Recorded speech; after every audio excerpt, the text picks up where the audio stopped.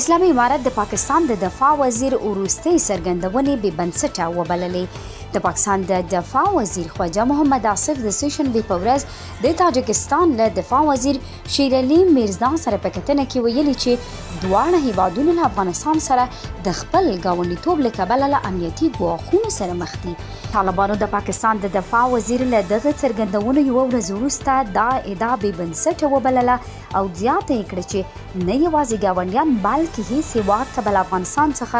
ګواښ نه پیښیږي. د امارت اسلامي د بیان مرستیال بلال کریمي ویلي دي چې د دې پر ځای چې بې ځایه او له سندونو پرته اندېښنې وښیي، ښه ده چې پر ډیپلوماټیکو، سوداګریزو او اقتصادي اړیکو کار وشي څو په سیمه کې استحکام رامنځته او اندېښنې حل شي. اسلامي امارت په څو ځلو ویلي چې افغانستان خوندي دی او له خاورې یې نورو هیوادونو ته ګواښ پیښ نه دی. د پاکستان د دفاع وزیر په دې لیدنه کې ویلي چې افغانستان اړوند ټول مسایل به په سوله ییز ډول حل شي، خو